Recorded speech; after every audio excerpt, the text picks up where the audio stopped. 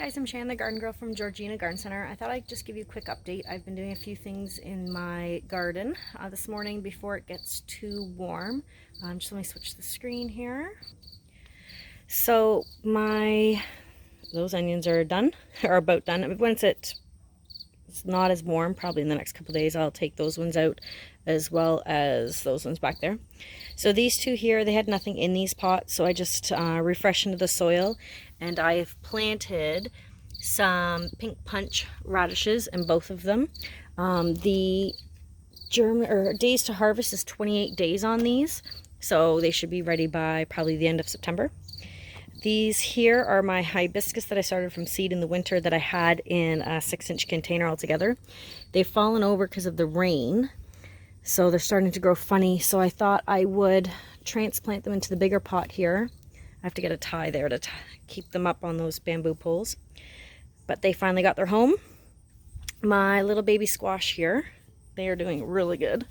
I think this one's about ready to pick. They're only supposed to be about 5 inches. So I think it looks like a good color. If anyone knows how you can tell, let me know. But that one, and I have another one on the other side that I think are ready. That one's still coming along, and I have a lot of blooms. But I've put this other cage in front that used to be on my snow peas or snap peas because I pulled them out. So I put that on because I have a lot of pieces that were trailing all over the grass, and just give them some more support. But I have some more starting in there. I have lots of blooms coming on those guys, so I'm excited to try those little guys. So these two, that was my zucchini, that was my snap peas.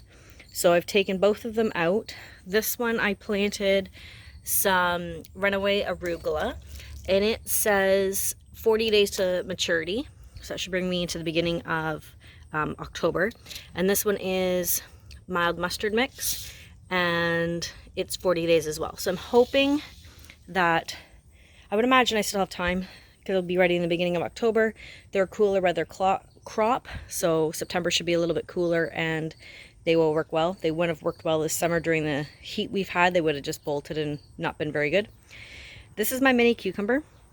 I think it's almost done. There's only a couple little tiny cucumbers left, but I've gotten quite a few, so I know once it's kind of done producing, it will start to die off, which it has. So I'll wait a little bit longer and pull that out shortly. Maybe put another cool crop in there.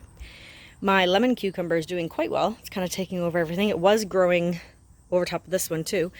But you can see I have some little ones starting there. I picked about 6 off this week, I believe. I don't know if I have any other bigger ones to show you. I think I got all the bigger ones off, but there's lots of little blooms, lots of little guys starting. You can see them all in there. There, back in there. There's one back in there. They're very tasty. Glad I tried those. My jalapenos, I've been slowly taking jalapenos off it. Now my watermelon, there's a watermelon in there, and what I've done is I've created like a little cage with chicken wire over top of it, because the last one I had was about that size before the squirrels, which I always want to call chipmunks, but the squirrels went and ate it off. Well, really they only took it off and took a nibble and left it on the ground. So this one I've created like a little, it's not the nicest looking thing, but I created a little chicken wire bag over it, if you will. So I might not do that on every single one of them that produces, because I have a lot of them going, but at least like to get one off them that the critters don't steal before I get to it. But that's how big my watermelon is. It's massive. And these are all mini watermelons. They're ice doll, baby ice doll or something like that, and they could have different color flesh on the inside too. So I'm excited to try those. Then my tomatoes. Yesterday I thinned them out a lot, took a lot of leaves off them all.